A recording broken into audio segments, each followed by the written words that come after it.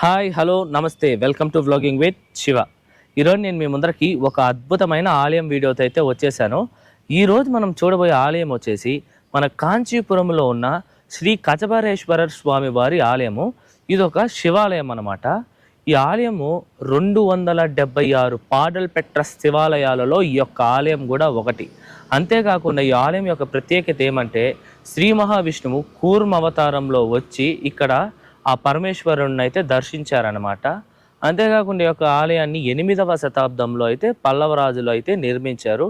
ఈ ఆలయానికి ఎంతో చరిత్ర ఉందండి. అవన్నీ మనం అక్కడికి వెళ్ళి పూర్తిగా అయితే తెలుసుకుందాము. వీడియోని అయితే లైక్ చేసి స్టార్ట్ చేయండి. సబ్స్క్రైబ్ చేయని వాళ్ళు సబ్స్క్రైబ్ చేసుకోండి. ఓకే రండి, ఇంకా మనం డైరెక్ట్ టెంపుల్ దగ్గరికి వెళ్ళి అయితే కలుద్దాం.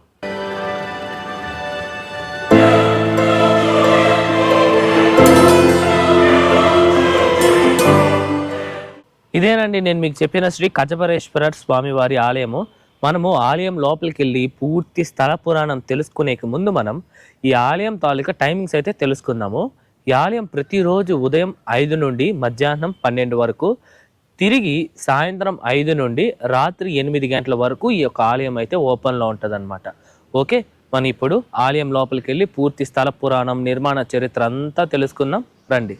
పూర్వము క్షీరసాగర మదనం ఘట్టమప్పుడు ఆ ఒక మందన పర్వతాన్ని నిలబెట్టడం కోసం మహావిష్ణువు ఎత్తిన అవతారమే కూర్మ అవతారం.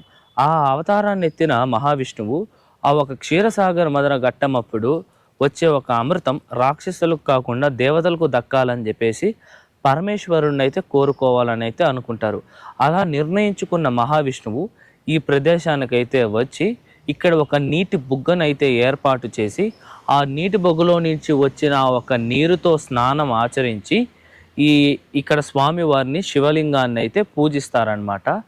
ఈ యొక్క ఘట్టానికి నిదర్శనంగా ఈ ఆలయంలో మీకు ఇక్కడ చూపిస్తున్నాను కదా, ఇది వచ్చేసి మన ప్రధాన ఆలయం తాలూకా గర్భాలయం ఉంది కదా, ఆ గర్భాలయం ముందర వచ్చే ఒక మండపం ఉంది. ఆ మండపం దగ్గర ఉన్న ఒక స్తంభం పైన చెక్కి ఉన్న ఈ విగ్రహం మీరు చూసినట్టయితే ఆ కూర్మావతారంలో ఉన్న మహావిష్ణువు వచ్చేసి ఆ లింగాన్ని అయితే పూజిస్తున్న ఒక మూర్తిని అయితే మీరు చూడొచ్చు. ఓకే, ఇది ఈ ఆలయంకున్న ఒక స్థల పురాణం. ఈ ఆలయానికి ఇంకో స్థల పురాణం కూడా ఉంది. అదేంటంటే దేవతలు రాజైన ఇంద్రుడికి ప్రపంచంలో ఎక్కడా లేని ఒక వ్యాధి అయితే వస్తుంది. ఈ యొక్క వ్యాధిని వచ్చేసి అశ్విని దేవతలు కూడా మాయం చేయలేని ఒక వ్యాధి అయితే ఇది వస్తుంది. దానికి ఎక్కడెక్కడో తిరుగుతారు ఎవరు, ఇంద్రుడు దీని యొక్క పరిష్కారం కోసం, కానీ ఎక్కడా దొరకదు. అప్పుడు నారద మహర్షి ఇంద్రుడికి కనిపించి మీరు శివుణ్ణి పూజిస్తే ఈ యొక్క వ్యాధి అయితే నయమవుతుంది అని అయితే సలహా ఇస్తారు.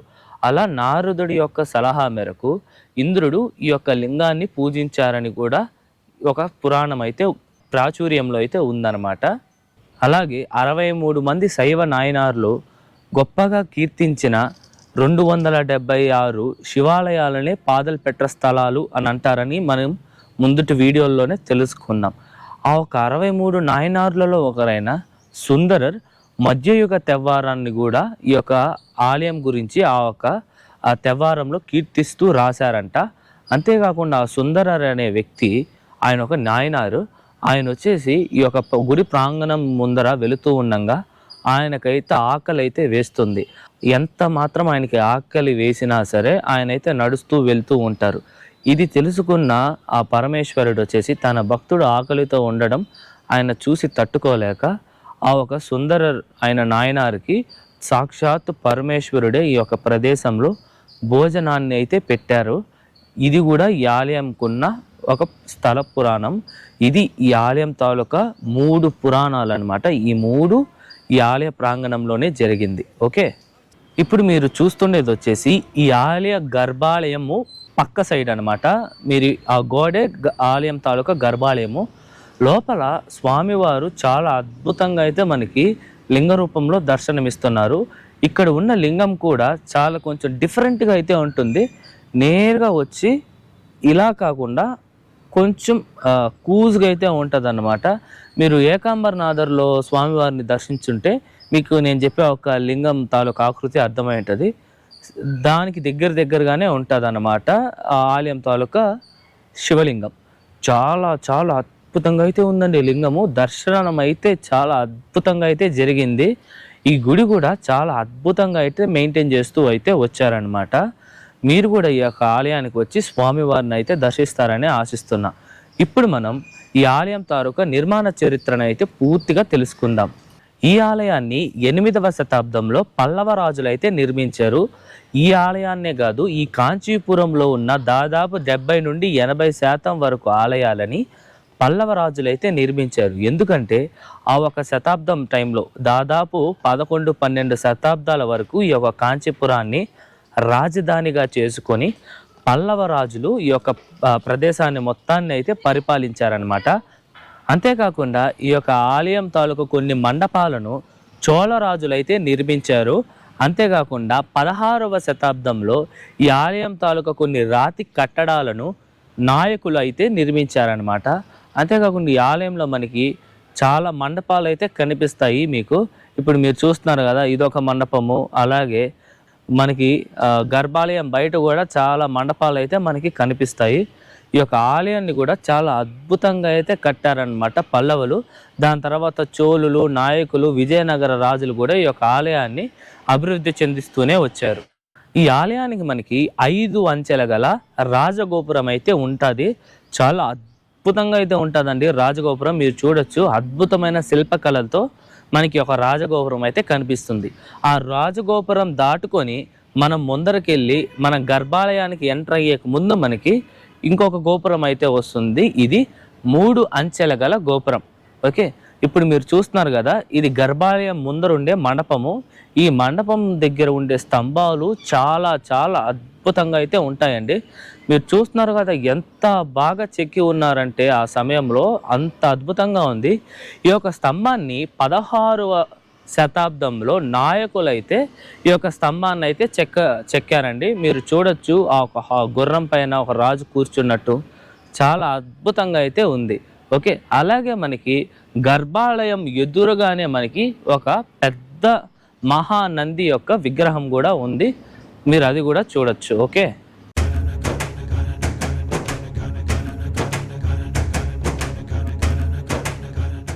అలాగే మనకి ఈ యొక్క ఆలయంలో అద్భుతమైన రాజగోపురము, అలాగే మండపాలు, ధ్వజస్తంభము, బలిపీఠము, అద్భుతమైన శిల్పకళ, అలాగే ఒక కోనేరు కూడా మనకి ఉంది. ఇప్పుడు మీరు చూస్తున్నారు కదా, ఇదే కోనేరు, చాలా పెద్ద కోనేరు. ఇక్కడ ఉన్న వాళ్ళ నమ్మకం ఏమిటంటే ఈ కోనేరులో 4 వైపుల నుండి స్నానం చేస్తే మనకి గత 4 జన్మలతో ఉన్న పాపాలన్నీ చెరిగిపోతాయనేసి ఇక్కడ భక్తుల తాలూకా విశ్వాసం అన్నమాట. ఇక్కడ తమిళనాడులో జరిగే కొన్ని పండగలప్పుడు ఈ ఆలయంలో చాలా చాలా ఆ భక్తుల రద్దు అయితే చాలా ఎక్కువగా ఉంటుంది. ఈ ఆలయంలో శివలింగాన్ని కచపరేశ్వరర్ అనే కాకుండా వీరాందేశ్వరర్ అని కూడా పిలుస్తారనమాట. ఈ ఆలయంలో మనకి చాలా చాలా విగ్రహాలు అయితే కనిపిస్తాయి. ఇక్కడ మీరు చూడొచ్చు, ఇవన్నీ లింగాలు అనమాట. మనకి పంచభూత లింగాలు అయితే ఉన్నాయి గుడిలో ఈ లోపలే.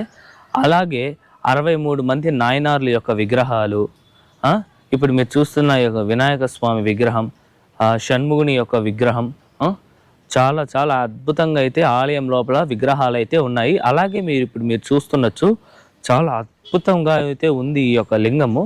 ఇది మనకు వచ్చి గర్భాలయం బయట అయితే ఉంటుంది అనమాట. ఈ యొక్క లింగం పైన మనకి శివుని యొక్క మొహం కూడా కనిపిస్తుంది, మీరు చూడొచ్చు. అలాగే ఈ యొక్క లింగం పక్కనే మనకి నటరాజస్వామి వారి యొక్క చిన్న ఉపాలయం కూడా ఉంది. ఓకే, అలాగే ఈ ఆలయంలో పార్వతీదేవిని అంతనాచియై అమ్మయార్ అని అయితే పిలుస్తారనమాట. అమ్మవారిని చాలా చాలా అద్భుతంగా అయితే అలంకరించున్నారు. మీరు స్వామివారితో పాటు అమ్మవారిని కూడా దర్శించండి. చాలా చాలా అద్భుతంగా అయితే ఉందండి. మేము వెళ్ళిన సమయంలో అమ్మవారిని అయితే చాలా అద్భుతంగా అయితే అలంకరించున్నారు. మీరు ఇవేవి మిస్ అవ్వకండి. ఒక 3-4 అవర్స్ ఈ యొక్క టెంపుల్కి కేటాయించుకుంటే మీరు ప్రతి ఒక్కటి క్లియర్ కట్గా చూడొచ్చు. ఈ ఆలయము దాదాపు 2.5 నుండి 3 ఎకరాల విస్తీర్ణంలో ఈ యొక్క ఆలయం అయితే ఉంది. సో మీరు ఒక 2-3 అవర్స్ కేటాయించుకుంటే చాలా అద్భుతంగా అయితే చూడొచ్చు ఈ యొక్క ఆలయాన్ని. ఈ కోనేరుకి పక్కనే మనకి ఒక పెద్ద చెట్టు ఉంటుంది. ఆ చెట్టు కింద మనకి కొన్ని వందల కొద్దీ మనకి నాగపడగల యొక్క విగ్రహాలు అయితే కనిపిస్తాయి. చాలా చాలా అద్భుతంగా అయితే ఉంటుందండి. ఇప్పుడు మనం ఈ ఆలయంలో జరుపుకునే పండగల గురించి అయితే తెలుసుకుందాం. ఈ ఆలయంలో ప్రదోషం వంటి రోజుల్లో పూజల్ని చాలా అద్భుతంగా అయితే చేస్తారు. అలాగే అమావాస్య, కీర్తిక, పౌర్ణమి, చతుర్థి వంటి మాస పండుగలు కూడా చాలా అద్భుతంగా ఈ ఆలయంలో జరుగుతాయి. అలాగే తమిళ నెలైన మాసి మరియు చిత్ర పౌర్ణమి రోజుల్లో 9 రోజుల పాటు బ్రహ్మోత్సవాలని ఈ ఆలయంలో అత్యంత ముఖ్యమైన పండుగగా జరుపుకుంటారు. అలాగే ఈ 9 రోజుల బ్రహ్మోత్సవంలో ఆ పరమేశ్వరుడు సుందర్ నాయనారుకు భోజనం పెట్టే ఒక సంఘటనని ఇక్కడే వీళ్ళు చాలా అద్భుతంగా అయితే మనకి రూపొందించినట్టు ఆ ఒక సంఘటనని ఇక్కడ చూపిస్తారనమాట.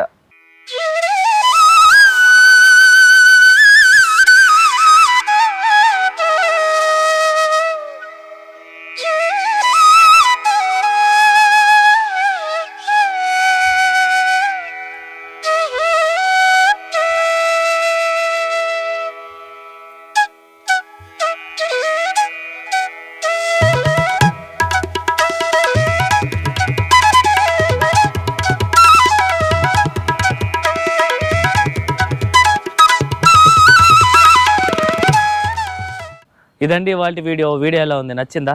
నాకైతే ఈ యొక్క ఆలయాన్ని దర్శించడం చాలా చాలా అద్భుతమైన ఒక ఎక్స్పీరియన్స్ అనమాట. మీకు కూడా ఈ యొక్క ఆలయం తాలూకా స్థల పురాణం, నిర్మాణ చరిత్ర ఇవన్నీ పూర్తిగా అర్థమైందని అనుకుంటున్నాను. అలాగే ఈ యొక్క ఆలయంని మీరు కాంచీపురంకి వచ్చినప్పుడు తప్పకుండా అయితే దర్శించండి. ఇలాంటి ఆలయాలు ఎన్నో ఉన్నాయి, అవన్నీ కూడా ఫర్దర్గా మన ఛానల్లో అయితే వస్తాయి. ఈ వీడియోకు ముందు మనం ఈ కాంచీపురంలోనే ఉన్న పురాతన ఆలయమైన యదోత్తకారి ఆలయం వీడియో కూడా మన ఛానల్లో ఉంది. ఆ ఆలయంలో ఎక్కడా లేని విధంగా మహావిష్ణువు అయితే శయన భంగిమలో, అది కూడా ఎడమ చేతి పక్క అయితే పనుకొని ఉంటారనమాట. ఓకే, ఆ వీడియో తాలూకా లింక్ కూడా మీకు డిస్క్రిప్షన్లో ఇచ్చాను. అలాగే దీనికి ముందు మన ఛానల్లో ఉన్న 108 దివ్య దేశాలు సిరీస్ ప్లేలిస్ట్ కూడా మీకు ఉంది, మన ఛానల్లో చెక్ చేయొచ్చు. అలాగే ఈ 276 పాలపెట్ర స్థలాల సిరీస్ కూడా మనం తిరువల్లంగాడి వీడియోతో అయితే స్టార్ట్ చేసాం. ఆ తిరువల్లంగాడి వీడియో ఎవరైనా చూడకపోతే ఆ వీడియో కూడా మీకు డిస్క్రిప్షన్లో ఇచ్చాను, చెక్ చేయండి. ఈ వీడియో ఎలా ఉంది కామెంట్స్లో చెప్పండి. ఈ వీడియో నచ్చితే like, share and subscribe to our channel vlogging with Shiva. మరొక మంచి వీడియోతో మీ ముందుకు వస్తాను. అంతవరకు మీ శివప్రసాద్ సైనింగ్ ఆఫ్.